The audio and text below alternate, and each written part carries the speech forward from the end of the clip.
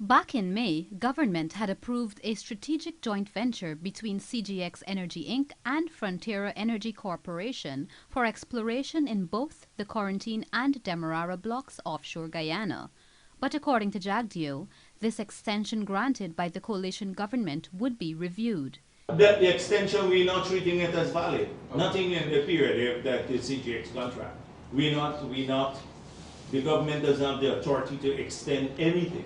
In fact, Jagdeo noted that even the Natural Resources Fund NRF bill, which was passed in the National Assembly in January of this year in the absence of the parliamentary opposition, will also be repealed. As far as we're concerned, it is illegal too. The Sovereign Wealth Fund, and we said we will repeal it and replace it in a very short period with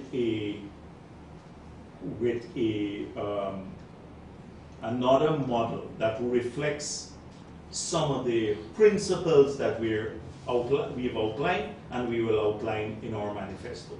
According to Jagdeo, the People's Progressive Party Sovereign Wealth Fund (SWF) will encompass the Santiago Principle on Transparency and Norwegian-type management, which will see the management of the fund placed at a distance from the politicians, something which the coalition's model encourages.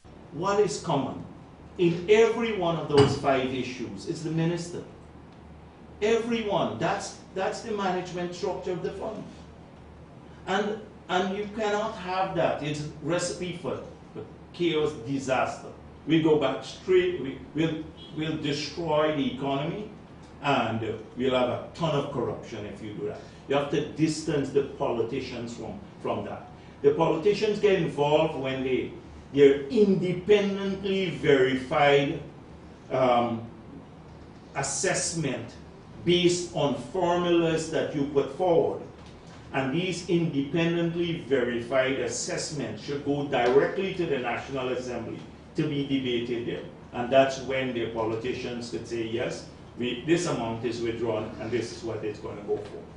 The opposition leader went on to say that should the PPP get into office, a repeal of the SWF will be done immediately without any disturbances to oil production activities, which U.S. oil giant ExxonMobil is scheduled to commence in the first quarter of next year. Reporting for the Evening News, I am Kristen Macklingam.